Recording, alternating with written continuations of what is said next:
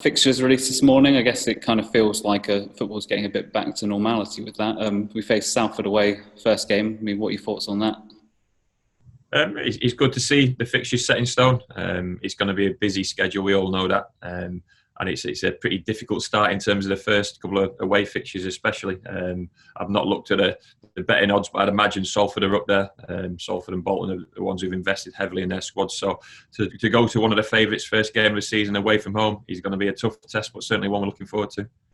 I mean, you said Mansfield, Port Vale, Salford, the first few games, and they're teams that we've strengthened quite heavily over the summer. I mean, do you see them as early, setting the pace early?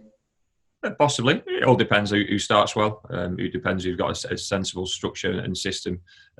Sometimes new players don't always blend together too well to start with, so it might take some clubs a bit of time to find their feet. Luckily, we've got a good core group of players, and the way the squad is this season, we've got to be realistic about where we're going to be and what we're going to achieve.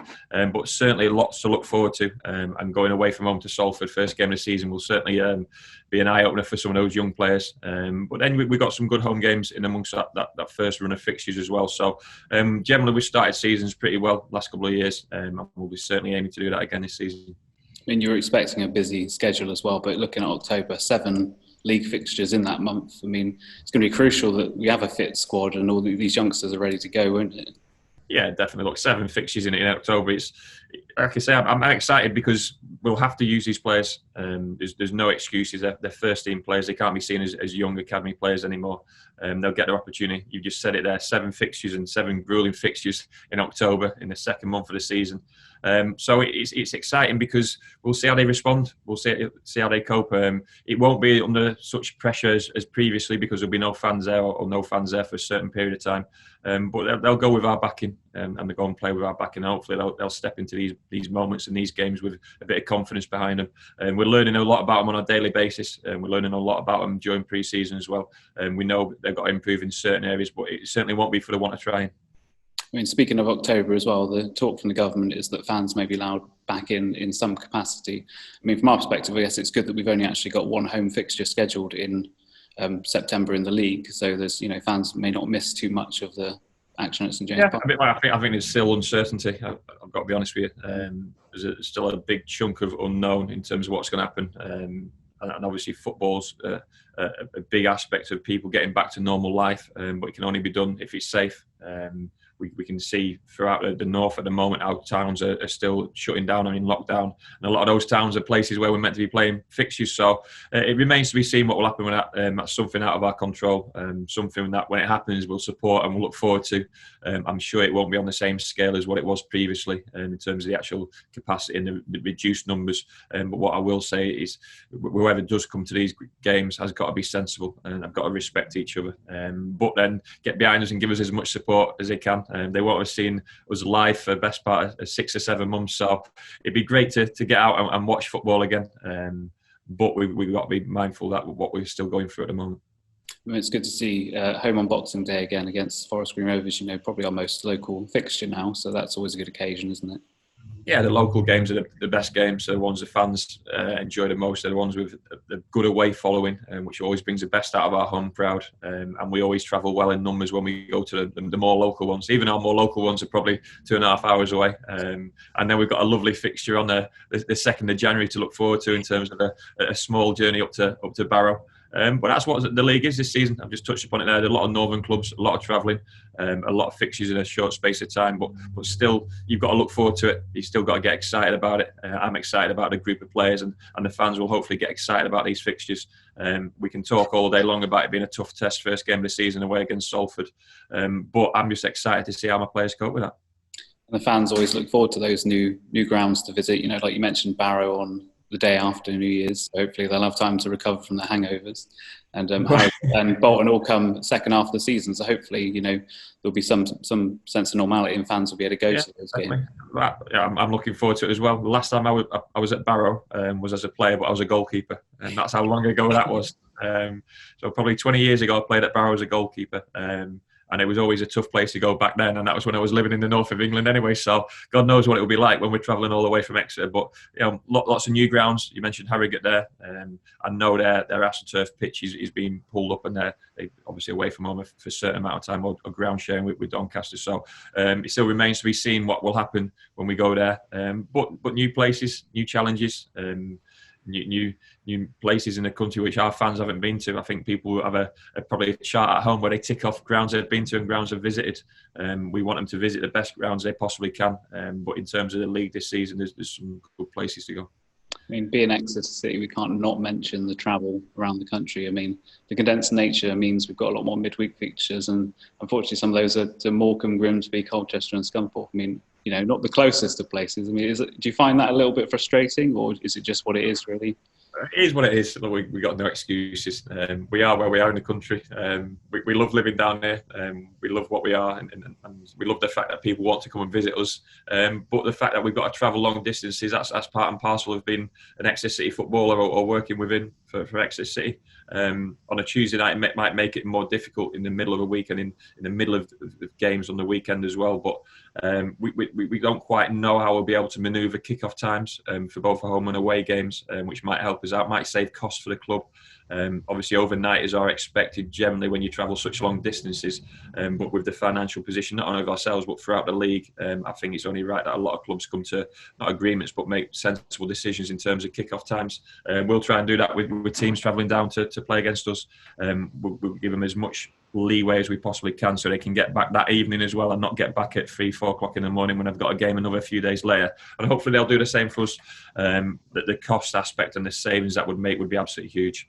And unfortunately, whilst there's no fans attending these games, there's no reason to kick off at 7:45 of an evening when we've travelled all the way to Colchester and so on and so forth. So we've got to assess it. Like I say, hopefully the managers and the secretaries and the clubs come together and make sensible decisions. Earlier in the week, the draw for the Carabao Cup first round was made. Bristol City away. I mean, up there with one of the toughest draws we could get, wasn't it?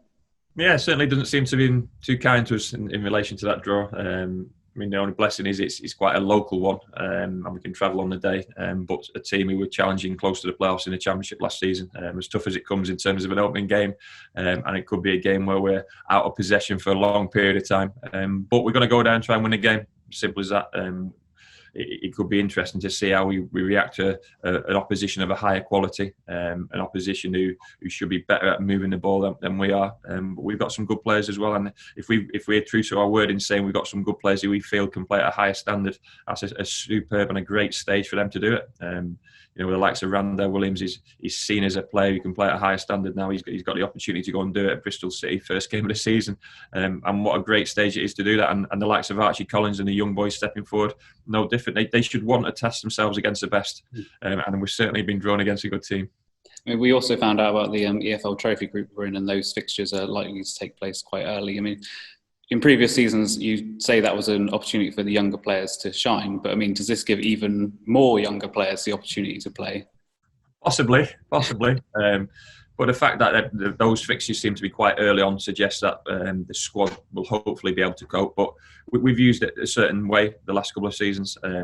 Generally, clubs are able to use their young players within this competition, and we did it really well last year. We had a fantastic run and real success, and we were disappointed to lose at the final hurdle in terms of beating Portsmouth away from home in front of a full house, live on Sky, to go to another final at Wembley. But that put a lot of those young players in good stead for this season.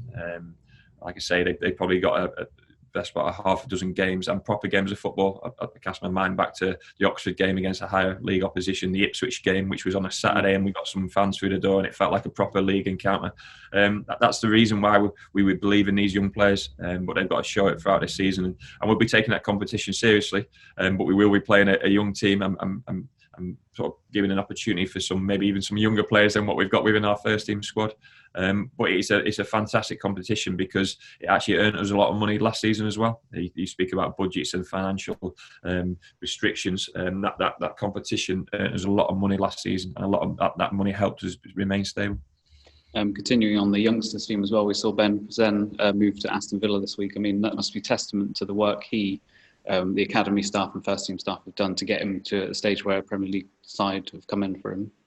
Yeah, definitely. Look, Ben was a difficult one because he wasn't at the level of an Ethan Ampadu, so he wasn't going to be a regular starter or a regular trainer within our first team environment, but he was sort of a player with huge potential.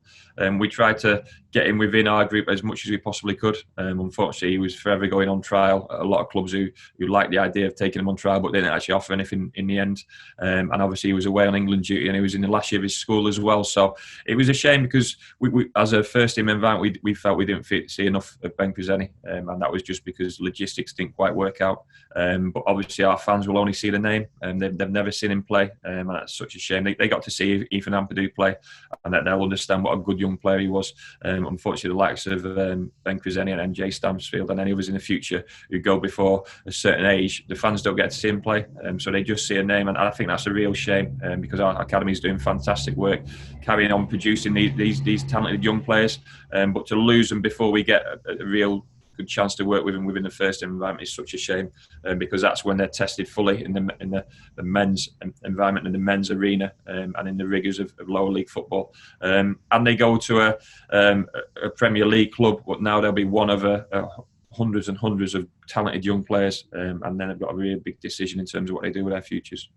Absolutely. Has any of the money that's come in from that transfer likely to give you any extra movement in the transfer? Yeah, look, it helps the club. Of course, it helps the club, but it is budgeted for already, and we do expect to have player sales. So it is some aspect of that, or some chunk of that money is already budgeted for. But it will help the initial first team. I'm still looking for certainly one position, and it allows me to bring in a player.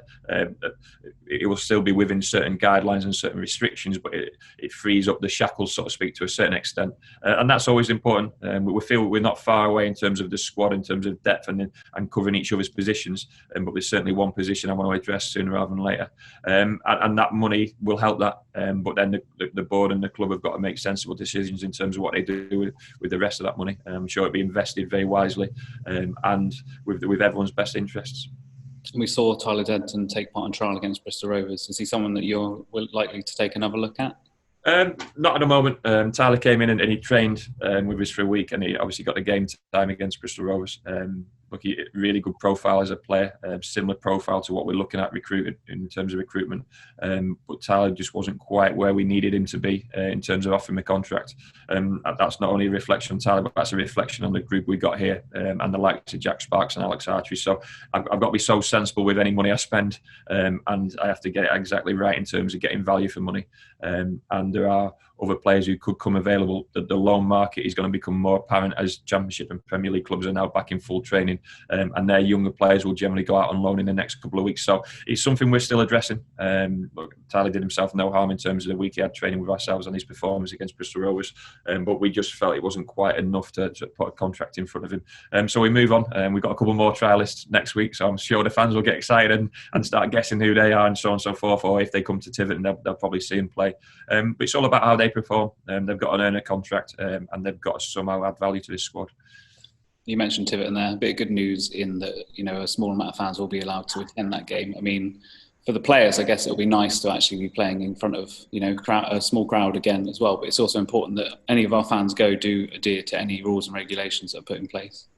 Oh, without a doubt. Look, is it 450 that they're allowed? 300 now they're allowed. Oh, 300? Yeah. I've just dropped down again. Look, it is what it is. The first thing is it's important for Tiverton. We feel we've had it tough at our level. Imagine the non-league clubs, and we've always tried to help the non-league clubs with pre-season friendlies. It's a method of getting revenue for them, but also getting our fans to see our first team, and not having to travel to too big a distance. So it'd be great to see some fans at Tiverton Stadium, but they've got to do it sensibly, and they've got to understand that they're there on the provision that they are acting in a correct manner, social distancing throughout, not coming into contact with each other, let alone players. We're still undergoing the rigours of the testing protocols, so it's important we don't pick up any infections off the back of that. But it'd be great to have people in a stadium, not our own stadium, but it'd be good to see people in a stadium, and hopefully some of our fans will get to see some of those players. Absolutely. And Taunton Town tonight at the Clifford training ground. I guess another important match as we prepare for the new season as well. It looks like, and it also looks like it's going to be pretty wet as well. So it could be interesting. I'm sure everyone was like myself, being kept up by the wind and rain last night. And obviously I've been in early this morning, and the amount of debris on the pitches was incredible, mainly from the tree line. But it's pretty windy. It could be wet tonight. The fact that we can manage the game to our expectations is great, and the host of players will get. They got 70 minutes in an in-house game on Tuesday. They'll probably play 80 and 10 tonight, if that makes sense, and then we'll flip it again for Tiverton on Tuesday. So they're getting close to the 90-minute mark. The Bristol City fixtures and the Forest Green fixtures and the Salford fixtures aren't too far away, and they're coming around pretty quickly. So they need to get up to speed and full match speed and 90-plus minute games. And tonight's another method or mode of doing that. Taunton are always a good opposition, always a tough test, but we welcome them here to our training ground, and hopefully it'll be a good game.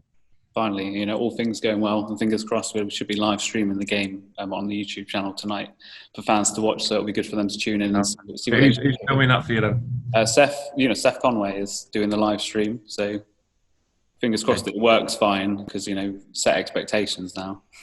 I was going to say, we've got to be mindful of the weather. It is really windy here, so I'm not sure in terms of pitches and so on and so forth, or even equipment, but we'll help you any way we can in terms of that. And obviously fans get a glimpse of it by the live stream or through the live streaming.